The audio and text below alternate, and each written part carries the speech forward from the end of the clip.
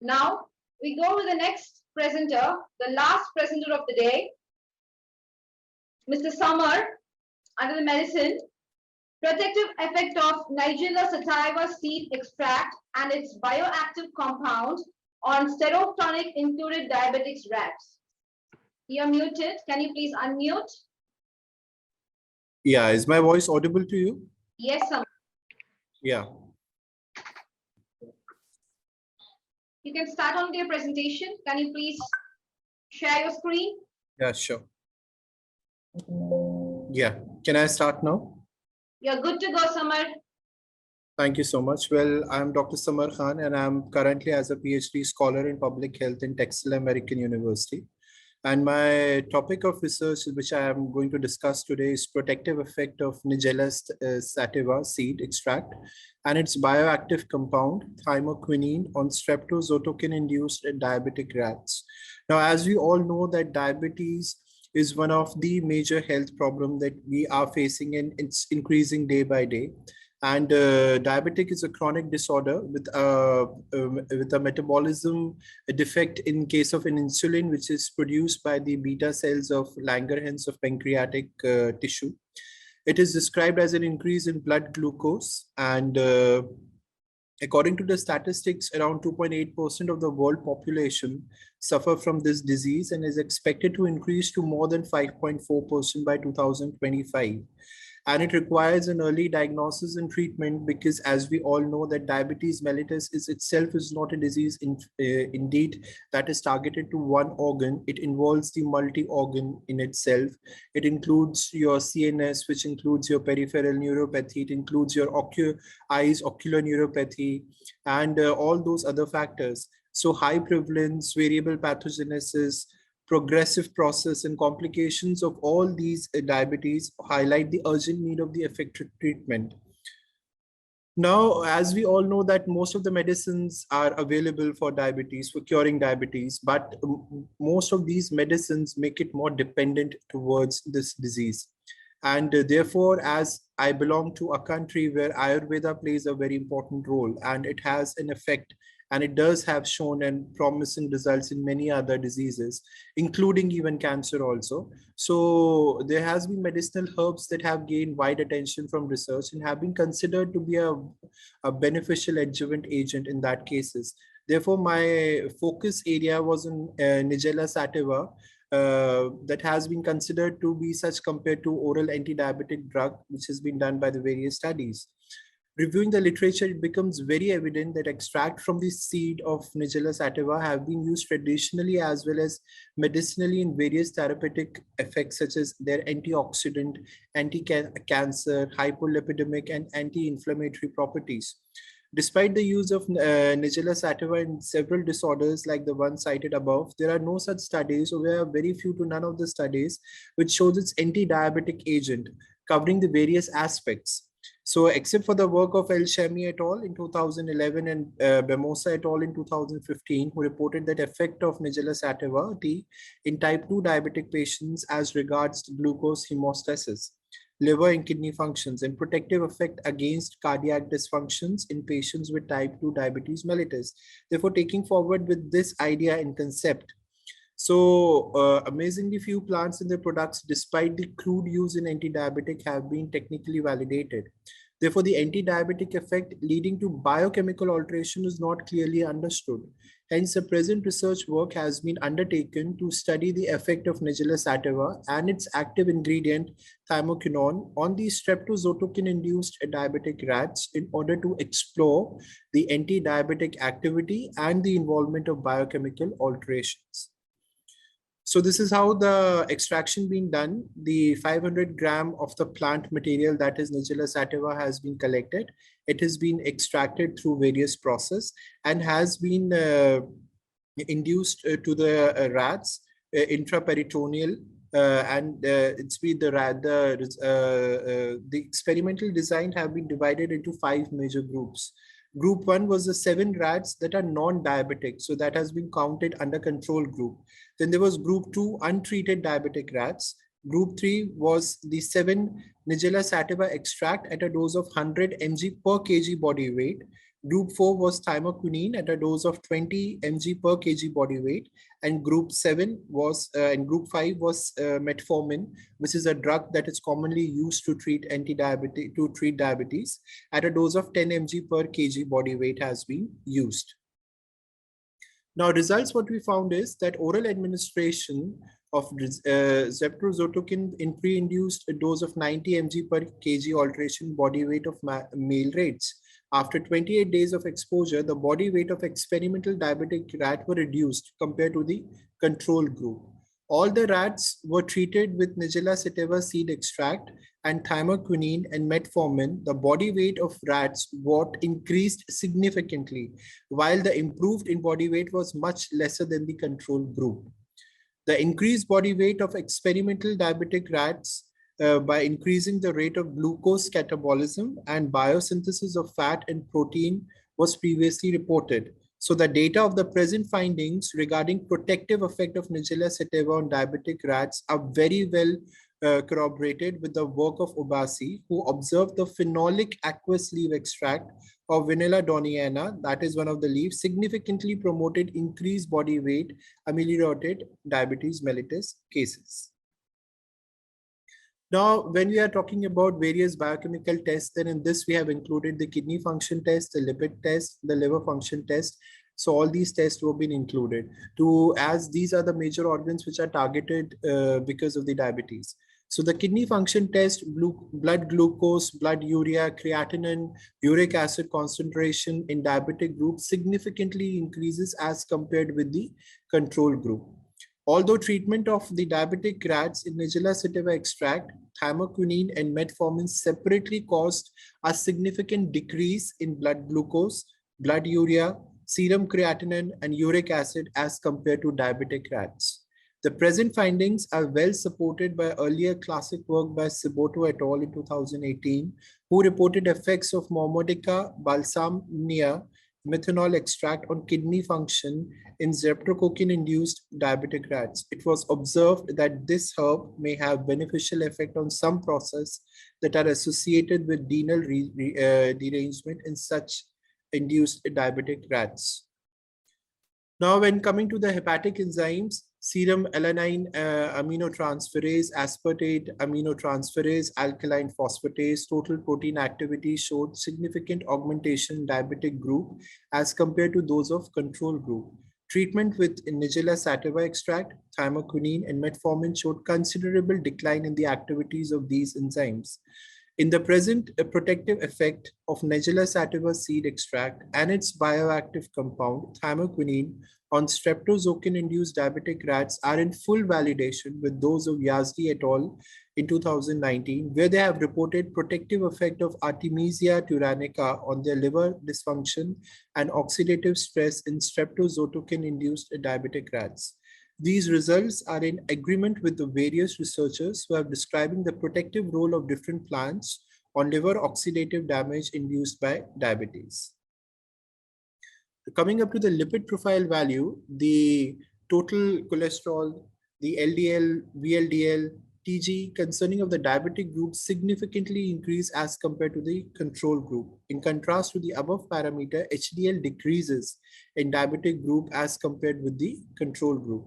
After the treatment with Nigella Sativa extract, thymoquinine and metformin, so TC, LDL, VLDL, and TG concentrations were significantly decreased as compared to the diabetic group. The present findings are in full agreement with those of Neveri et al., who reported that elevated glucose level was restored to its normal level after treatment with hypoglycemic herbs. Furthermore, the levels of TL, TG, cholesterol, LDL, and VDL are restored the decreased level of HDL significantly.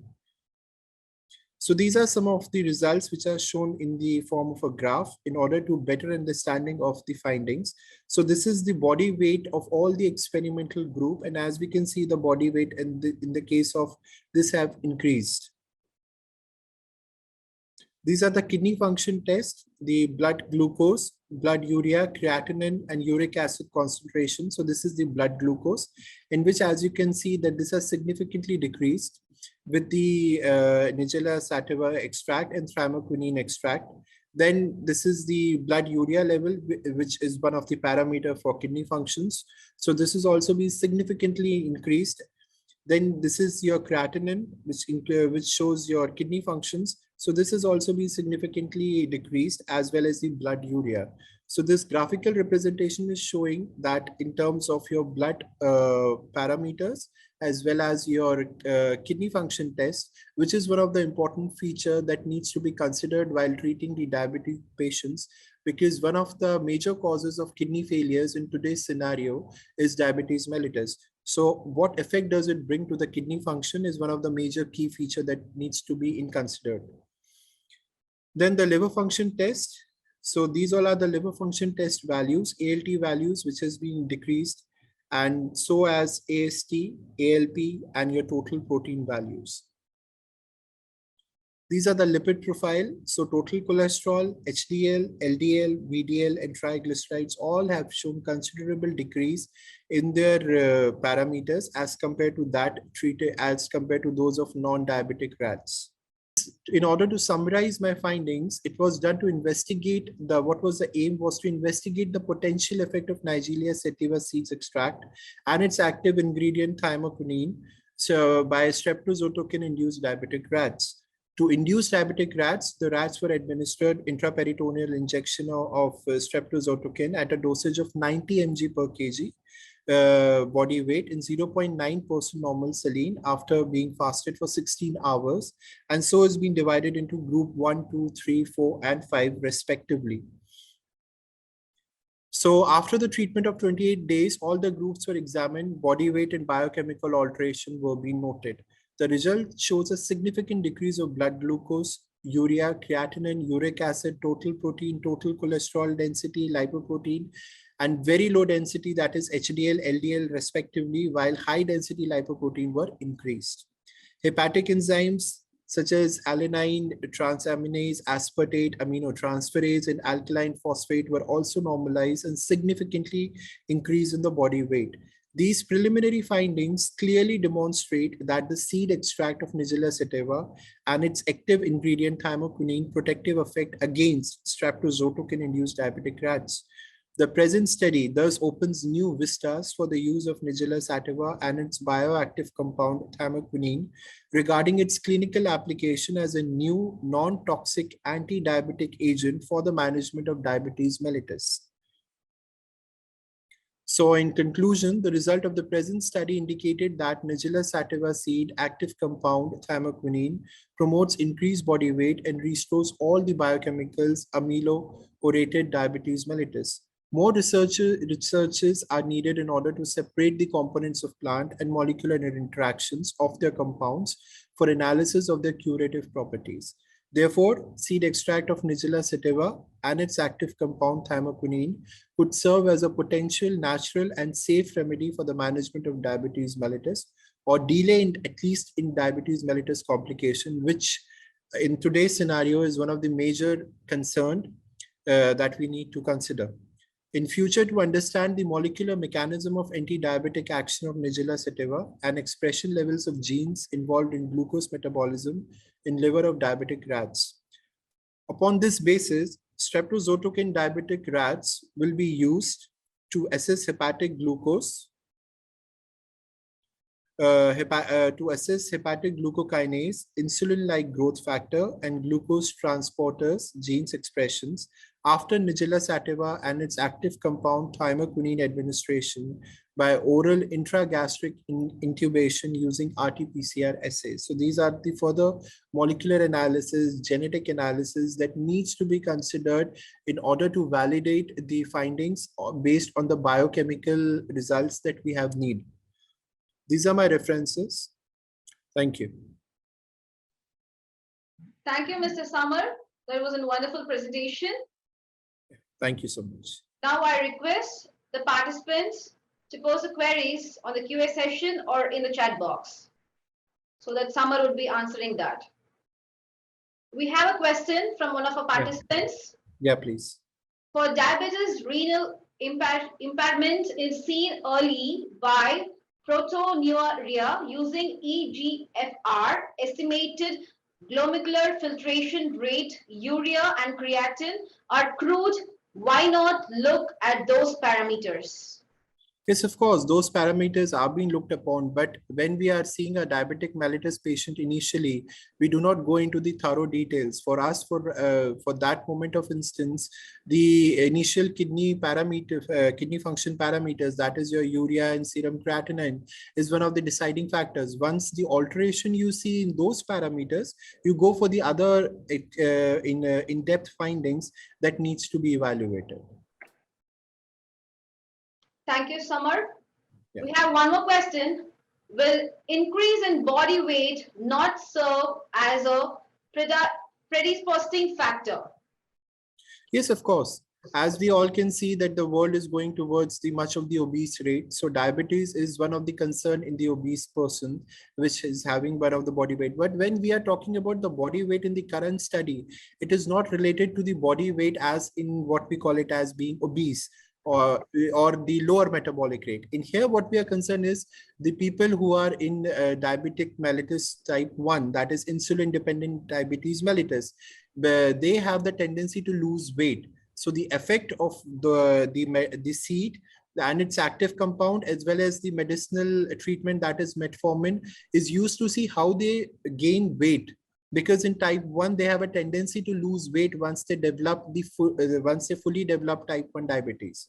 So that is what being in there, not to be misconstrued with the fact that diabetes mellitus is not associated with weight gain. Yes, of course, it is one of the major reason to have the diabetes mellitus, because in gaining weight will causes the insulin resistance in the body, and in turn it will lead to diabetes.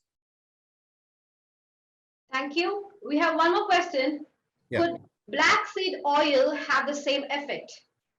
Yes, of course, the black seed oil have the same effect. Why not? It does have, but again, as I said, that using it topically, applying it topically or consuming it topically, I mean, it has a different effect rather than injecting it intramuscular or intraperitoneal. So those research needs to be done, because once we have come to a conclusion that this herb has a great value in treating diabetes mellitus, then in that case, the next course of research should be how to induce that directly into the Langerhans cells of the pancreas that produces insulin. Thank you, Samar. We have one more question. Yeah. When do we apply HbA1c? HbA1c is basically a parameter that will tell you whether you are pre-diabetic or whether you are diabetic.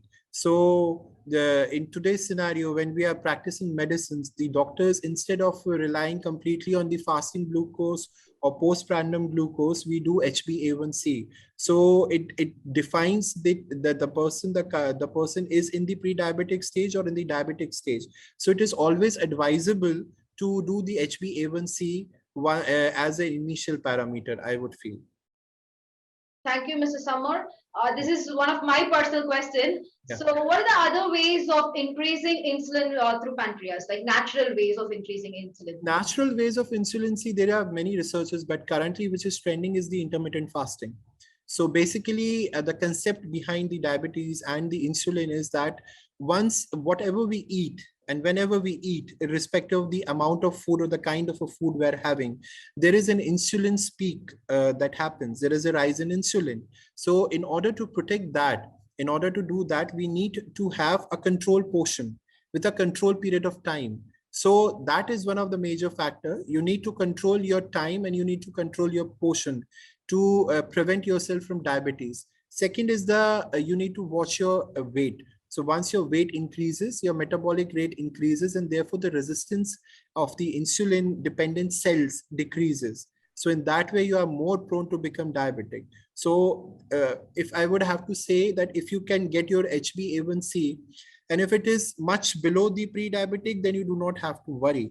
But if it is in pre-diabetic phase, then you have to do your lifestyle modification, because still you are in a pre-diabetic phase. You can control the diabetes through your lifestyle modification. And you do not need to go into the medications. But once you have crossed that limit and you have reached to diabetes, then medicine is the only form. And trust me, when we are talking about the diabetes mellitus, it is not something that has been confined only to the pancreas. It has many other complications. It has the neuropathy, like it affects your nerves, it affects your eyes, it affects your hearts, it affects your bones, and mainly it affects your kidneys.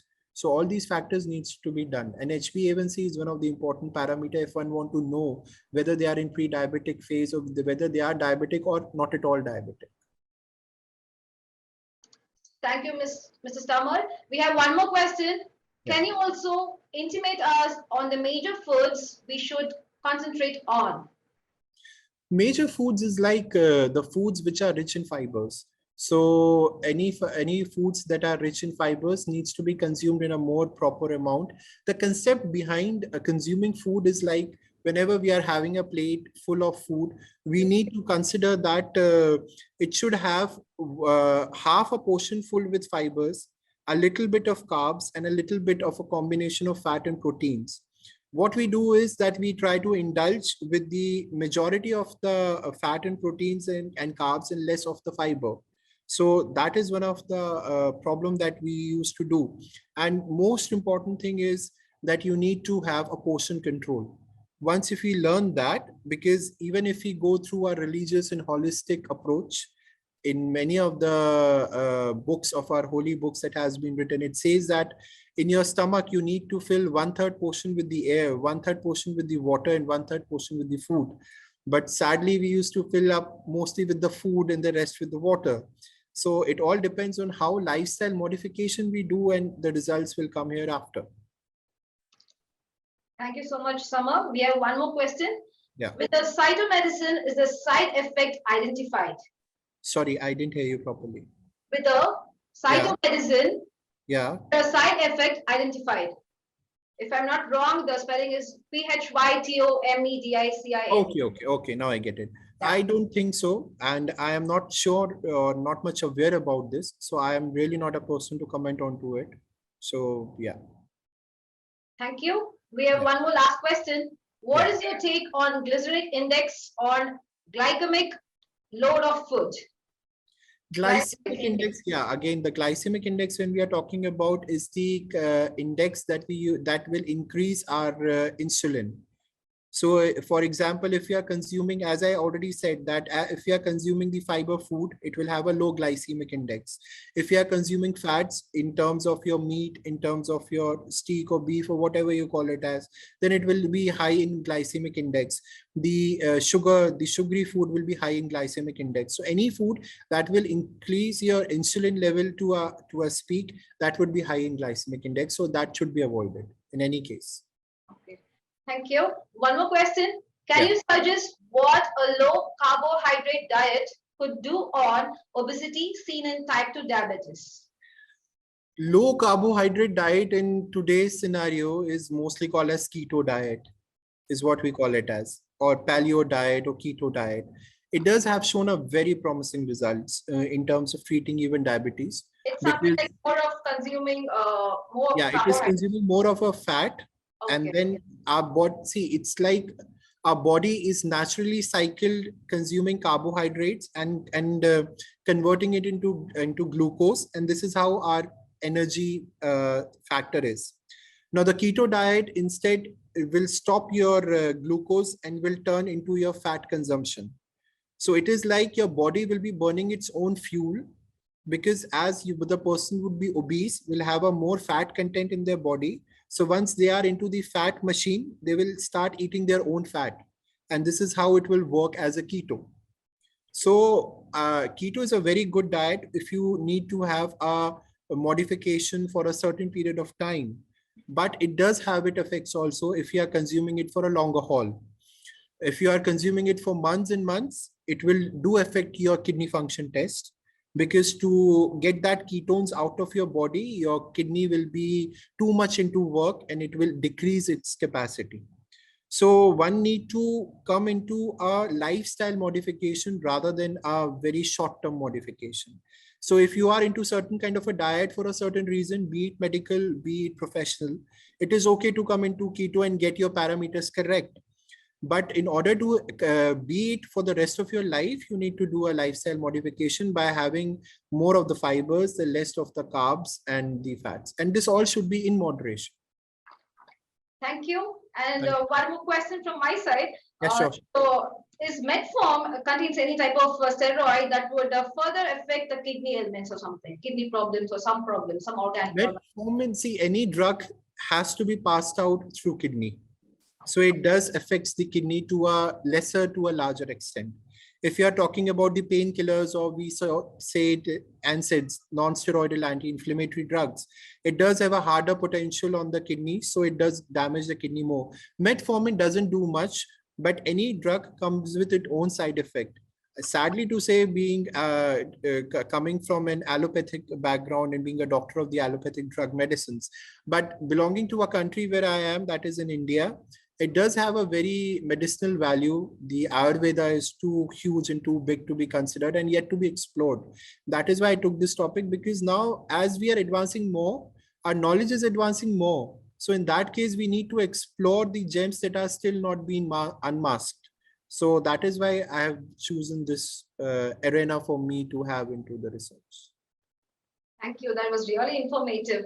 I hope like all the presenters would have got a knowledge about diabetes. Thank you so much. It's a pleasure being in touch with you all. Thank you so much. So we came to the end of the day. Texila Conference is a wing of Texila American University, which provides the platform to students, marketers, and professionals across the globe to conference line. With latest technologies evolving in the world, things have become more convenient to people.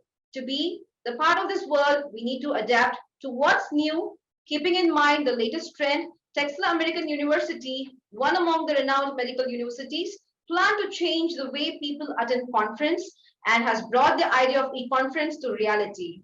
TAU is the only private university that has launched the concept of e-conferencing and has so far enlightened over 15,000 global audience to its event.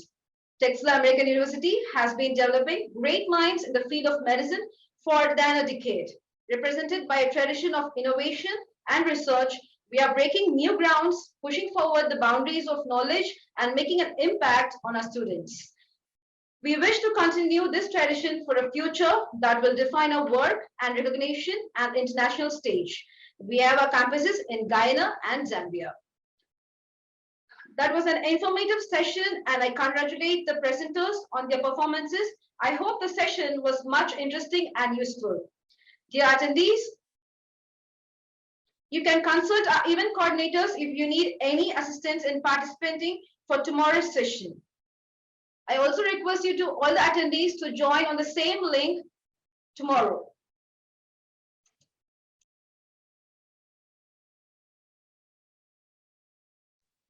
Thank you for your kind cooperation and attention. Thank you. Have a good day.